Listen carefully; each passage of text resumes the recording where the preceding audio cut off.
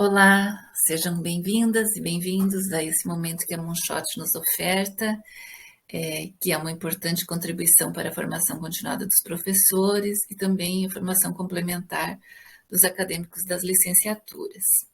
Eu sou a professora Maria Regina, sou professora pedagoga, tenho me dedicado à formação de professores da educação básica há bastante tempo, mais de 30 anos, passando pelos cursos de nível médio e superior, e principalmente pela formação em serviço. Falo hoje aos professores e coordenadores dos anos iniciais, aos acadêmicos de pedagogia também, e o meu convite é uma reflexão sobre os encaminhamentos no campo da alfabetização e do letramento nos anos iniciais. Penso em fazer esse recorte, alfabetização e letramento, planejamento e concepção de aprendizagem e metodologias ativas, que é a nossa trilha aqui na Semana Pedagógica. Inicio com essas duas imagens, que são imagens lindas, né? E que espero que ela transmite a vocês, assim como transmite a mim, muita alegria. E que a gente pense na alfabetização como uma fase de alegria. Muitas vezes a alfabetização parece ser um período complexo para as crianças e às vezes um tanto sofredor, né? Mas todas as crianças aprendem a ler e escrever e a compreender, né, o que leem e que escrevem. E é possível que algumas demorem um pouco mais, outras tenham esse processo mais rápido, mas quando ele ocorre, o processo se dá e as crianças realmente se alfabetizam e compreendem o que leem e o que escrevem, é uma imensa alegria. É uma imensa alegria para nós também, né? Professores e como leitores e como pessoas que escrevem também, né? Então, a alegria tem que estar presente nesse processo. Deixo isso como uma primeira sugestão muito importante do meu ponto de vista, né? De que a gente tem que fazer desse momento um momento mágico, um momento bom, um momento alegre. E essas crianças estão muito felizes, né? Pelo que a gente pode observar aqui. Eu parto do pressuposto de que é consenso que na infância os processos de aprendizagem da alfabetização e do letramento são indissociáveis, são simultâneos, são interdependentes, e, portanto, é importante que o ensino também tenha essas características, né? Eu não vou entrar nas especificidades conceituais desses termos, embora eu deva salientar a relevância de estudos acerca da prática da língua e da linguagem, que consideram mais a referência mais adequada, aliás, de ser letramentos e não letramento, pois as práticas sociais são plurais e ocorrem em contextos diversos e com finalidades diversas. Mas eu vou continuar usando letramento no singular, porque estamos falando de um processo que é escolar, né? No início da escolarização, então ele tem um contexto específico. Então, estou considerando o processo de alfabetização tomado como aquisição dos códigos da escrita e suas regras, mas que só faz sentido quando junto ao letramento, né? Porque é quando ele está associado aos usos sociais da escrita, e para a qual é preciso compreensão do signo e do significado. Então, partimos desses dois conceitos de alfabetização e letramento inicialmente. O nosso foco é pensar a alfabetização e o letramento considerando essa trilha pedagógica da Moonshot, né, que é a trilha das metodologias ativas, onde o planejamento é fundamental. O planejamento sempre é fundamental, né? Mas quando nós planejamos dentro de metodologias ativas, que são aquelas em que é possível um grau de autonomia e de participação da aprendizagem na construção do conhecimento, temos que ter também a noção de que o planejamento também é ativo, né? E também não pode ser muito fechado, não pode ser enquadrado, né? Mas deve haver um espaço, embora congruente entre seus termos, né? Deve haver um espaço para alterações se necessário. Planejar é fundamental em qualquer ação, não só na ação docente, né? Mas é extremamente determinante na ação docente, pois é um momento de reflexão em que se define a intencionalidade pedagógica da aula, definindo os objetivos e cada parte da aula, inclusive o acolhimento, as atividades de entrosamento do grupo, as atividades de ensino-aprendizagem, e mantendo a avaliação como uma referência para os próximos planejamentos, enfim. O planejamento realmente é fundamental. Nesse esquema aqui, eu iniciei pela intencionalidade, me refiro à intencionalidade não só de uma única aula, mas de todo o processo de alfabetização, né, de todas as partes que envolvem esse processo. E essa intencionalidade está muito ligada com a concepção de aprendizagem, né, de como nós consideramos que a criança aprende. E a partir dessa concepção é que nós vamos definir, então, as atividades de ensino, as metodologias que cheguem às aprendizagens significativas, né? O planejamento também dá segurança ao professor, pois a docência em si é essencial para a aprendizagem. A gente não pode descartar a presença do professor, né? Principalmente no processo de alfabetização, a gente tem muitas tecnologias, muitos materiais didáticos, uma preocupação grande com o ambiente, mas o professor tem um papel fundamental. Então, planejar a sua ação é essencial. Porém, quando planejamos o ensino, estamos pautados na aprendizagem, né? Buscamos a aprendizagem e elegemos determinado ritmo, determinadas atividades, determinados diálogos, explicações, orientações, exemplos, a sequência, enfim. Aqui tem vários termos nesse slide, né, que mostram partes do planejamento. Aqui no início eu tenho objetivos, estratégias, recursos e avaliação, que são as partes principais normalmente usadas, não quer dizer que seja uma regra, né? Mas são elementos importantes para qualquer planejamento. E entre esses elementos, tem todos esses outros que coloquei aqui nesses balões azuis, que são também necessários se pensar, né? São pontos de reflexão, de como é que vou fazer o acolhimento, entrosamento, os exemplos, enfim. Nós queremos que todos os nossos alunos aprendam quando a gente faz esse planejamento, né? Dar essas definições. E essas definições estão baseadas na nossa compreensão de como as crianças aprendem. Nem sempre essa concepção aparece como um raciocínio ou uma percepção consciente, mas ela sempre existe, está subentendida, está implícita nas nossas escolhas. E como é que nós vemos os nossos alunos, né? Aqui também temos uma imagem de uma atividade de grupo, uma atividade colaborativa também que é muito importante e interessante. Mas o meu objetivo aqui é uma reflexão sobre como cada indivíduo aprende, né? Como cada indivíduo realmente tem o seu próprio ritmo. Né? Cada criança tem seu próprio ritmo, tem seu tempo.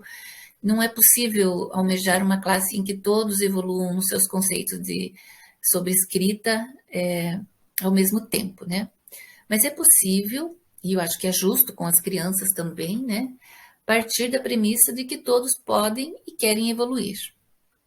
E isso é essencial.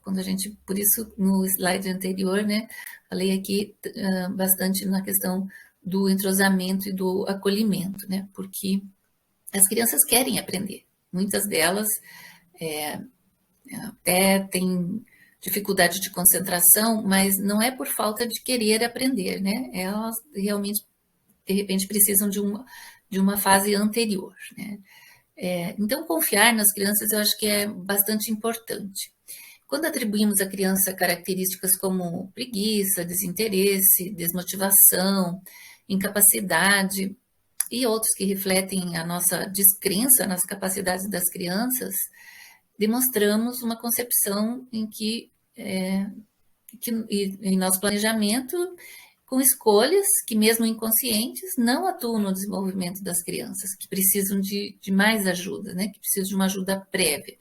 Eu diria que precisam de algo anterior para poderem avançar, né? Então, o meu apelo realmente é de confiança nas crianças, né? Elas têm capacidade, elas vão aprender, como eu falei no começo, né? Todas as crianças se alfabetizam. Então, nós vamos pensar como é que o nosso aluno aprende, afinal, como é que ele se desenvolve. Trazer essa concepção à berlinda para ser explicitada, revisada, se necessário reconstruída, é fundamental nos planejamentos, porque os planejamentos são baseados, devem ser baseados, aliás, né, na confiança das capacidades das crianças, na certeza do sucesso. E nesse sentido que consideramos que é preciso analisar as nossas práticas, iniciando pela questão dos nossos planejamentos, né, em relação à concepção de aprendizagem. E aqui eu faço um recorte a partir da teoria sociohistórica, considerando essa uma abordagem aceita e importante na pedagogia atual, né, sobre entender o que acontece com a criança, quais são os processos, como é o desenvolvimento e a aprendizagem, né, da criança em fase escolar, especialmente na fase de alfabetização. Então, a teoria sociohistórica defende que toda aprendizagem é um processo interno, ativo e interpessoal. Trata-se de uma concepção interacionista, em que a mediação é fundamental para consolidar as aprendizagens possíveis, aquelas resultantes da solução de situações que alavancam o nível de desenvolvimento real a um novo patamar. Esse conceito de nível de desenvolvimento real e proximal e potencial, enfim, são conceitos que da teoria sociohistórica, né? E que tem a ver com o interacionismo, né? Que é como o tipo de interação que ocorre. Nós não vamos nos aprofundar nesse estudo, né? Nesse momento que é muito rápido, né? Nas questões específicas dessa teoria. Mas vamos revisar a ideia de Vygotsky e dos seus contemporâneos, né? Que participaram das pesquisas sobre aprendizagem. A primeira delas é que aprendizagem e desenvolvimento são processos diferentes, mas um influencia o outro. E há um amplo papel da aprendizagem no desenvolvimento. Há uma relação específica entre aprendizagem e desenvolvimento no período escolar, né? É preciso considerar uma história prévia, um conceito ou os conceitos empíricos da criança, né? Porque ela já chega ao período de alfabetização com conhecimentos, né? Um exemplo disso é que antes de aprender as operações matemáticas na escola, a criança já soma, já divide, enfim, ela já elaborou alguns conceitos matemáticos, né? E então, existindo esses conhecimentos, é o que Vygotsky chama de nível de desenvolvimento real, né? Esse primeiro aqui do balãozinho azul, que é aquilo que já está instalado, né? São certos ciclos de desenvolvimento já completados, para os quais a criança então já tem, digamos que, maturidade, condições, né, de aprender. E o patamar superior, que é o nível de desenvolvimento potencial, né, que é esse aqui abaixo, ele usa as funções intelectuais que já amadureceram, né? Então, para se chegar do nível real ao nível potencial, né, se usa aquilo que já está amadurecido, as funções intelectuais que já estão amadurecidas, mas entre esses níveis, né, segundo a teoria sociohistórica, existe um espaço específico para o ensino, que é onde a docência atua promovendo as situações que usem as funções que estão em processo de maturação, que é o que ele chama de zona de desenvolvimento proximal. Então, é essencial que a gente reconheça o nível em que os nossos alunos estão, com o seu desenvolvimento, e nós estamos aqui falando de funções intelectuais, e qual é o patamar que ele pode atingir dentro desse desenvolvimento para atuar nessa zona de desenvolvimento proximal, que é onde a criança tem capacidade, mas ainda ela precisa de ajuda, né? Aqui trouxe uma citação da professora Marta Coll Oliveira, que ela diz: a mediação, em termos genéricos, é o processo de intervenção de um elemento intermediário numa relação. A relação deixa, então, de ser direta e passa a ser mediada por esse elemento. Então, quando nós temos aqui, a zona de desenvolvimento proximal, é exatamente o espaço para a mediação, né? Estamos falando das funções mentais que vão se consolidando como ações voluntárias, realizadas com o auxílio da mediação. Como a linguagem, por exemplo, né, que por meio da interação social e a troca de experiência, de ideias, vai gerando novas experiências, novas ideias, novos conhecimentos, né?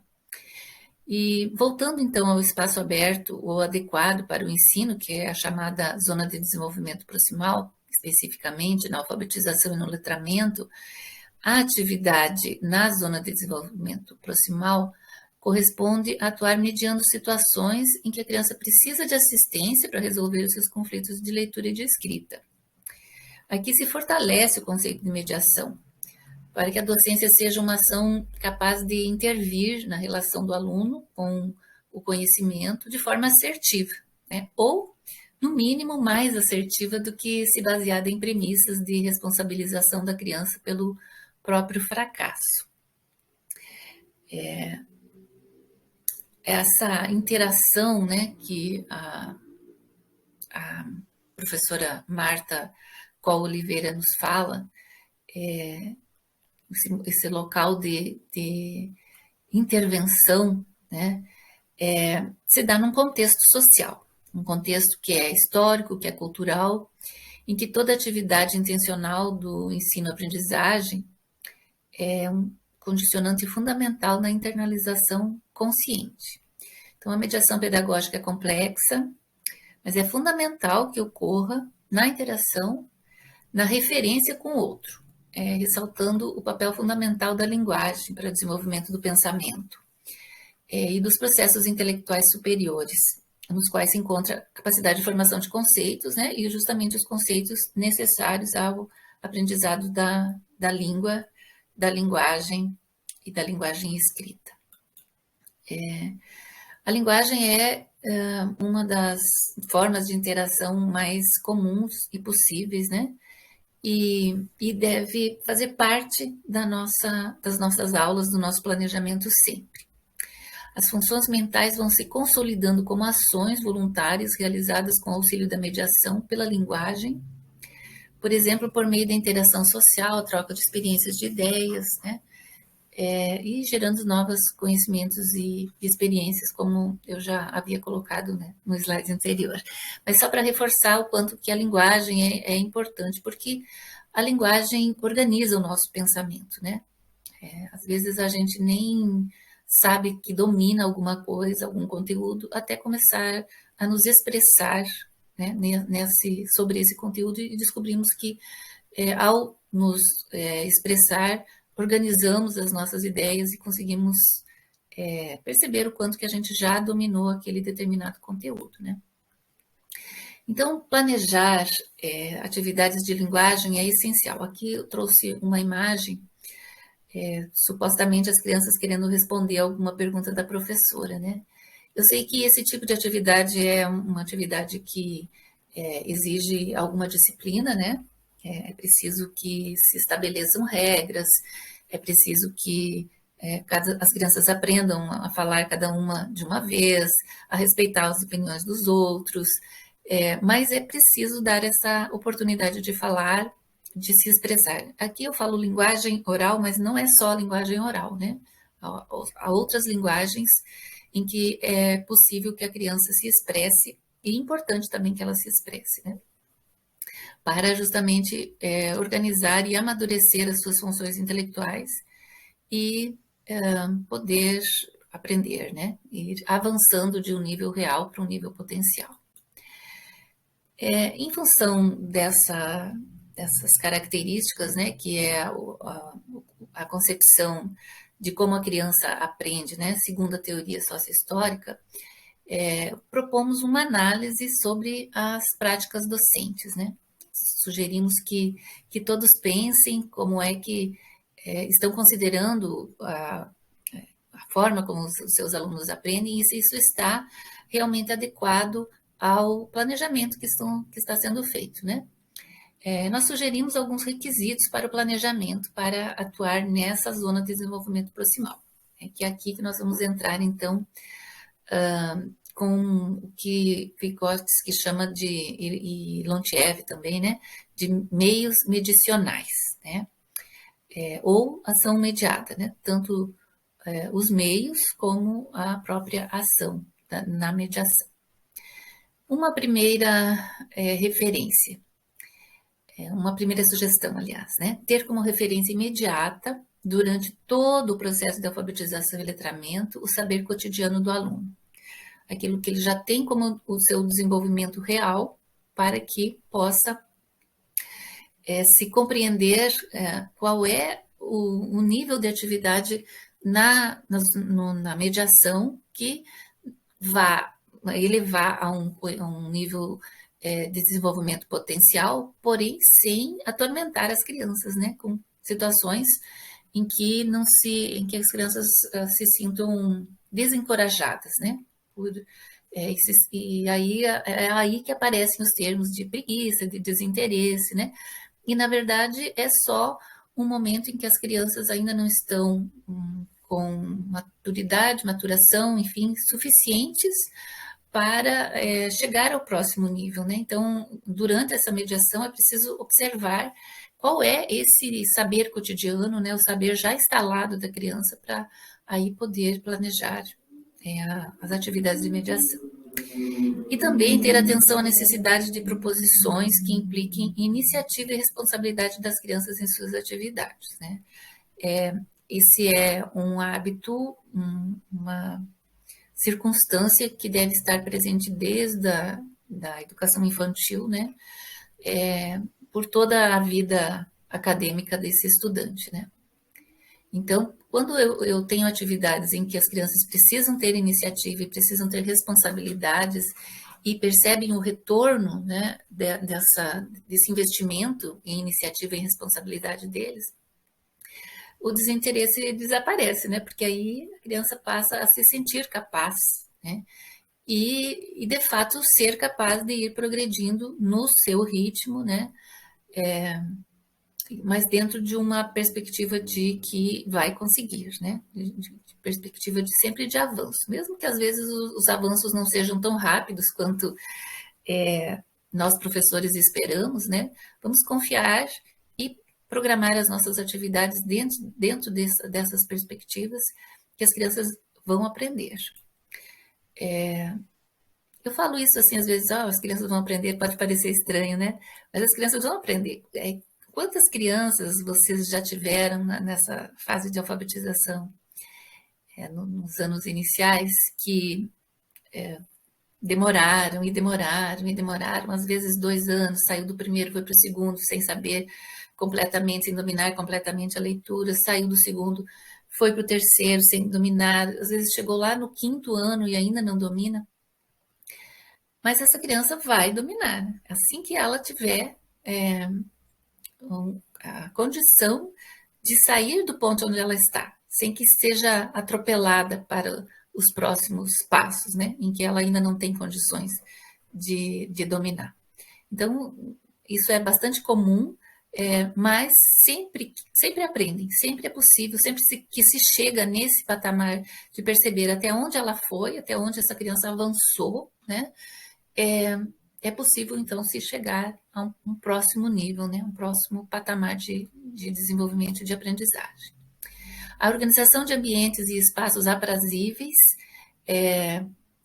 positivamente encorajadores ao estudo, né? Então, isso eu tenho elogiado muito os professores com quem eu tenho relações nos últimos tempos, né, de relações de ensino, de orientação, sobre como os espaços se tornaram realmente aprazivos para a leitura, né?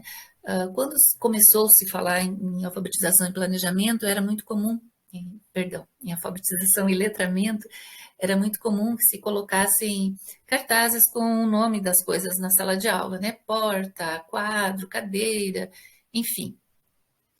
Mas hoje os professores evoluíram bastante. Até temos também essas formas de nomear, né, com a escrita. Mas a escrita com significado, né, de poesias, de poemas, de parlendas, enfim, várias formas de deixar o ambiente letrado, tem se aprimorado cada vez mais e cada vez mais é prazeroso para a criança estar naquele ambiente, né? E utilizar as metodologias em que a criança examina, reflete, relaciona e passa a atribuir significado às suas descobertas. Então, às vezes, isso também é um ponto que precisa um pouco de paciência dos professores, digamos assim, né? Onde ela vá observando, examinando, né, refletindo e passa a descobrir, a fazer descobertas. Vou dar um exemplo do meu tempo de professora alfabetizadora, em que eu tinha um aluno que escrevia minha mãe junto. E sempre fazia uma correção, são duas palavras, né? Minha mãe. E não fazia sentido para ele ser minha mãe ser duas palavras. Mas conforme ele foi progredindo na consciência fonológica, enfim, ele conseguiu, e depois ele achava engraçado, né? Porque ele podia dizer sua mãe, né? A mãe do fulano, enfim. Foi uma descoberta muito linda e a gente tem que ter paciência para esperar essas descobertas. E metodologias que podem facilitar essas associações e significações, né? Que são as metodologias ativas. E para o que vou dar alguns exemplos, né? Já coloquei esse conceito no início, mas vou repetir, que são aquelas em que é possível um grau de autonomia, de participação na aprendizagem e na construção dos conhecimentos. Então, ter isso como um foco no planejamento é essencial. Mas o que a gente pode planejar nesse sentido, né? Em que tenha autonomia, em que a criança participe. Vamos ver alguns exemplos. A gamificação, por exemplo. São os jogos que a gente pode trabalhar com as crianças dos anos iniciais, né? Que não precisam ser somente os jogos digitais, mas tem que ter objetivos alternados, né? Entre jogos competitivos e jogos colaborativos. É essencial que não se desenvolva somente pelos jogos, né? A capacidade de competição. Mas sempre que há um jogo em que se envolva as situações de leitura e escrita, é uma metodologia que tem uma participação grande da criança, né? A cultura maker, que é faça você mesmo, né? O conceito principal é que se a criança estiver dotada das ferramentas, né? Ela pode fazer ela mesma. Como, por exemplo, um dominó de palavras, de letras, né? Onde se pode construir as palavras, se montar as palavras, enfim, frases, dependendo do grau em que os alunos estiverem. Mas quando a gente fala assim, cultura maker, parece ser uma coisa muito diferente, mas são coisas em que a criança, que muitos professores já fazem, né? Eu acho que os jogos, por exemplo, com letras, são muito comuns nas classes de alfabetização.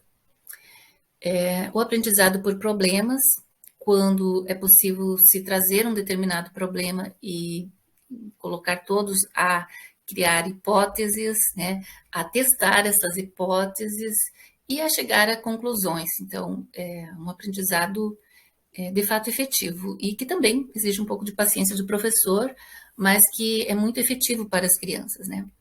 Estudo de casos, é possível fazer estudo de casos com crianças pequenas? É possível fazer estudo de casos com crianças pequenas, sim. Então, na fase da alfabetização, poderíamos ter um caso, por exemplo, de uma determinada história em que se pode terminar de uma forma e se estudar, né, e pedir para as crianças inventarem outras formas de concluir esse caso, né, essa história, ou pegar uma história verídica, né, um caso verídico, e estudar, chegar a conclusões, enfim, e escrever, sempre ir registrando, né? Aprendizagem por projetos, a sala de aula invertida, que é quando as crianças levam alguma atividade, alguma necessidade de pesquisa e trazem no dia seguinte ou na semana seguinte, enfim, antecipando aquela aula, né? Mas não aqui, de novo, né? Não dispensando o papel do professor. Seminários e discussões. Será que as crianças pequenas podem fazer seminários e discussões? Podem, gente, podem. Façam experimentos com algum tema, partindo partindo da roda da conversa para uma situação de seminário. Qual é a diferença? É quando a criança já tem condições de emitir sua própria opinião sobre determinado assunto e expressar essa opinião, né? E registrar essa opinião depois. Então, há muitas formas de propor a escrita depois de seminários, né? E habituar as crianças a discutirem e a respeitarem os seus colegas, né, em suas opiniões. Bom, os roteiros, né, que são os storyboards. O que seriam esses roteiros? Seriam possibilidades em que a professora, né, o professor propõe atividades em que as crianças tenham que inventar o próximo passo, por exemplo, né? E vão inventando roteiros mesmo de histórias e podem estar associados às encenações, inclusive, ou roteiros de bilhetes, né? Assim, nós sempre vamos começar colocando o nome da pessoa para que nós estamos encaminhando e as crianças vão juntas, né? Com o professor, com a professora, propondo os roteiros. E assim os outros, né? Esquemas de mapas mentais, as narrativas, as maquetes, as encenações. As encenações eu acho, vou até dar uma ênfase às encenações, porque eu tive excelentes resultados e vi muitos professores terem excelentes resultados a partir de encenações. Quando as crianças entram num jogo de faz de conta, né? Num teatro, entre aspas, e depois elas têm que relatar isso na linguagem oral e depois na linguagem escrita. É muito interessante, porque elas se colocam no papel do personagem, né, e que elas vão descrever depois. Isso faz toda a diferença, né, porque eles sabem as características, enfim, é uma forma bastante interessante de ampliar textos também. Enfim, todas essas são metodologias ativas e estou deixando como uma possibilidade de planejamento, né? Que a gente tenha sempre em mente que as crianças da fase da alfabetização e do letramento precisam nesse espaço entre o que elas já sabem e o potencial que elas têm de aprender, precisam de uma mediação e que seja uma mediação em que elas tenham participação, né? Precisam da presença. Essa mediação nem sempre é do professor, né? Pode ser do colega também, pode ser de qualquer outro adulto, mas na escola, do professor e dos colegas, todas essas atividades que eu coloquei aqui são possíveis de serem feitas de forma em que as crianças tenham uma autonomia e avancem, né, para o próximo patamar de conhecimento. Então é isso, gente. É possível a gente falar muito mais tempo sobre todas essas metodologias, mas creio que aqui mesmo na Semana Pedagógica vocês terão outras falas em que isso estará um pouco mais esmiuçado. Mas a minha intenção aqui é justamente mostrar o quanto é importante que a gente planeje essa mediação com esse tipo de atividades. E também é muito fácil de encontrar na internet várias atividades dentro dessas características, né? Dessas metodologias que envolvem o protagonismo das crianças. Muito obrigada. Aqui tem os meus contatos. Eu vou deixar os slides também com vocês. E fiquem à vontade para me contactar se precisarem, se quiserem, se tiverem dúvidas, sugestões ou qualquer outra discussão. Eu tenho aqui Opa, perdão. Não era essa... Deixa eu ver. Aqui eu tenho as referências bibliográficas, tá? Só que elas sumiram daqui. Mas eu vou colocar para vocês nos slides, tá bom? Muito obrigada e até uma próxima. Bom, se você gostou dessa palestra, da Semana Pedagógica, tem um convite especial para você. Que tal transformar mais ainda a sua prática pedagógica em 2023? Venha fazer parte da pós-graduação Práticas Inovadoras em Educação Infantil, com condições especiais durante a Semana Pedagógica Moonshot. Estou te esperando!